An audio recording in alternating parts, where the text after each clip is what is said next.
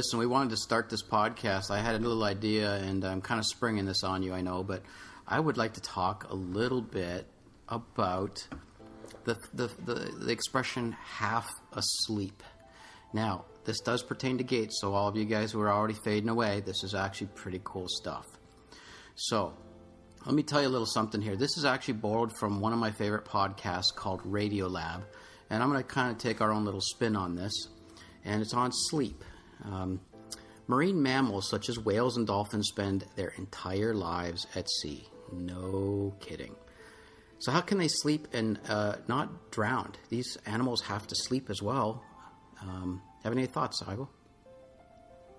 A lot of people haven't thought of this. They're actually conscious breathers. They have to choose to breach to the surface in order to breathe, or they die.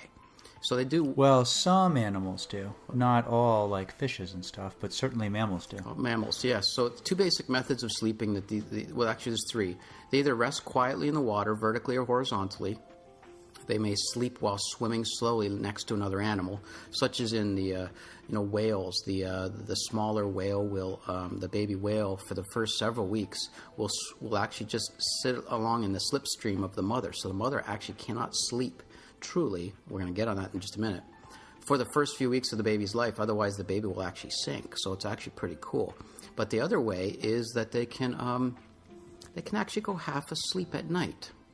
And so they actually sleep a third of the day. So they're sleeping about as much as we do, about 8 hours a day.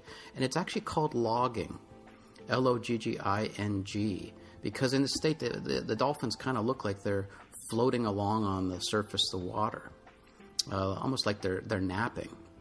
And they call this unihemispheric sleep. Half of the brain, actually, they found in EMG, that half of the brain of the dolphin is actually asleep, while the other half is kind of in this dozing, wakeful nap, when you're kind of in that I'm almost asleep, I'm almost awake type scenario.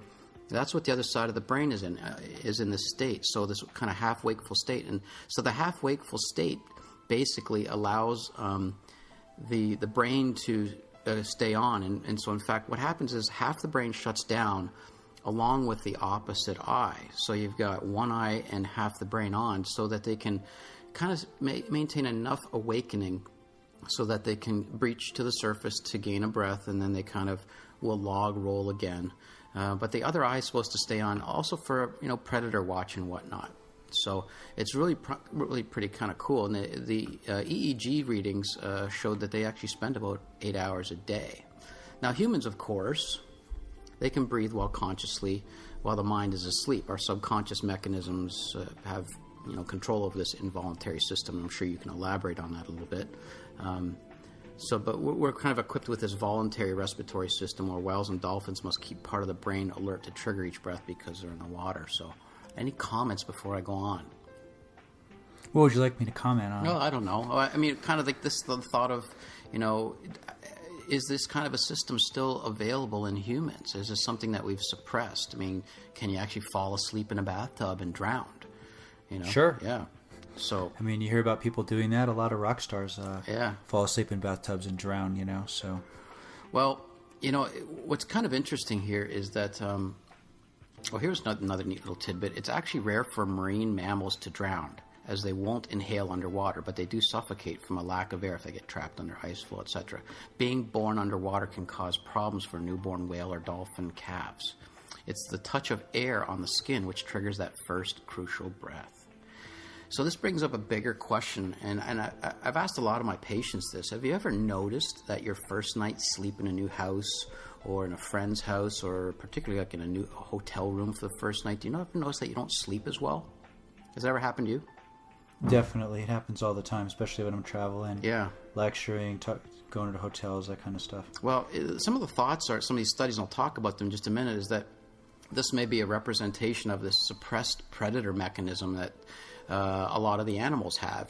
Ducks, will sleep in a row, and the ducks on the end of the row will have an eye open and be half asleep, while the ducks in the middle get a full night's sleep, and then they kind of switch around. But birds do this too. But what about in humans? And that brings up the big topic that I wanted to talk about here: sleepwalking. Are we really awake? Is half the brain awake in our case? So is this something we really suppress from a predator mechanism, or is there something a little bit more going on? So, have anything you want to comment on before I talk about a couple of these studies? Well, sleepwalking, also known as somnambulism, which is a parasomnia, which means that it's a disorder that occurs adjacent to or along with sleep, and it can be unwanted verbal activity, motor activity, etc. It can be any number of different things, and they can be either primary disorders, which are due to problems, arising from a part of the brain called the hypothalamus, which and portions of the brainstem, which they believe are involved with that, or secondary to disease states. And they're not considered really pathologies of the CNS themselves, but rather a response to CNF activation that refers or causes this confusion between sleep-wake cycles. We have this series of sleep cycles that occurs during the night. They are about 45 to 50 minutes in kids. That increases to about 90 minutes per cycle in adults. They're called hypnic cycles, and they go on throughout the entire night. And it's the interruption of these hypnic cycles, or this interruption or confusion of these cycles, that causes the problem. The disorders can occur during REM sleep, rapid eye movement sleep, where we're dreaming, non-REM sleep, or just adjacent to that and not associated with either one. So it can be any one of those three. But the parasomnias, there's other disorders, obviously, but sleepwalking falls into that category, and it's believed it can be due to an abnormal response somewhere in the tubular processes, or paramammillary processes, which occur in the area of the hypothalamus, area of processing in the brain.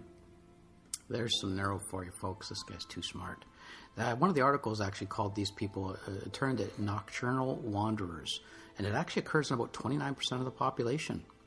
So the lifetime prevalence of this is actually pretty high. And, as you said, these are kind of like sleep-related abnormal behaviors. And this one study out of, 2010 Psychological Neuropsychiatric Veillée, it looks like a French study, 2010. And they actually mentioned that patients with non-REM sleep parasomnias are confused, eyes open, glazed look during their nocturnal behaviors. They have you have a lot of people that I know that are like that all the time. They have a post-episode amnesia, so there's some memory-related issues there. But they shout and can bolt from the bed. They're often called night terrors. But during parasomnia, the study said that the brain is actually partially awake. So just like our dolphins and some of our other mammals, enough to perform complex motor and verbal action, and partially asleep. So the brain's partially awake and partially asleep without conscious awareness or responsibility. Ooh, partial responsibility. Sleep without guilt. Yeah, sleep without guilt. But, also these people, there's people that actually will have sex in their sleep. There's people who have been found running, people going to stores. If you've ever been to an ultra marathon, you see a lot of people. Well, and that's kind of what stirred this. I listened to this podcast and I thought, what do people do in these ultra marathons? That last for days. These people. Well, the ultras generally are like 100-milers, and usually they have a cutoff time somewhere between 24 and 48 hours. But I was wondering, could these people actually go into this? And this is what stirred this question in me. So I did some research. Could these folks actually turn off half their brain and kind of get into this zoned state where they're kind of dozing off, where the other half of the brain is just going through this automatized gait cycle that's, working on the kind of brainstem, if you will? Well, maybe not. It should be mentioned, too, though, that parasomnias are much more common in children than they are in adults. And kids tend to enter shortwave sleep patterns much earlier in their sleep cycle. Usually the first 2 hypnic cycles of the evening will cause them to enter into this, and they fall into the deepest sleep, believe it or not, within 15 minutes of falling asleep. And that's why when a little kid falls asleep, a lot of times you can pick them up, throw them over your shoulder, do whatever you need to do, moving them around, and you're not going to wake them up because they're in this deep sleep state. And it's the interruption of that causes these parasomnias and somnambulism. Apparently that happens to the mother and the father too. Yes, it does. You become quite sleep deprived. If you'd ever like to borrow my children for a week or so, just let me know. I'll pass. I'm happy to fly them out there for you. I'll pass. You can send them out here for night mission training or something when they're older, in the back. You'll teach them all kinds of bad habits. You'll have them smoking cigars. That's right. Hey, here was an article in Neuroscientist magazine 2012. It says, sleep locally, act globally. Here was the abstract. We'll just read it, and then we're going to move on with the pod. In most animals, sleep is considered a global brain and behavioral state. However, recent intercortical recordings have shown that aspects of non-rapid eye movement, sleep, and wakefulness can occur simultaneously in different parts of the cortex in mammals, including humans. Paradoxically, however, non-REM sleep still manifests as a global behavioral shutdown. So in this study, they basically reviewed the paradox on both sides of this, but it was really pretty interesting that they're basically coming to the point where humans do this too, and we have learned to suppress it because we're not so predator-driven to protect ourselves from that. We live in houses, we've got police, a lot of the predation things that normally animals can't get away from, we have found a way to, we've got security systems, we've got guns and knives, and, So we learned to suppress some of this, but in some of these parasomnias, these sleep disorders, it's still evident that this is something that we may have evolutionarily suppressed. So very cool. All right, cool man. Stuff. You know what time it is, right? It is time for the music. Let the music play. Cue up the band.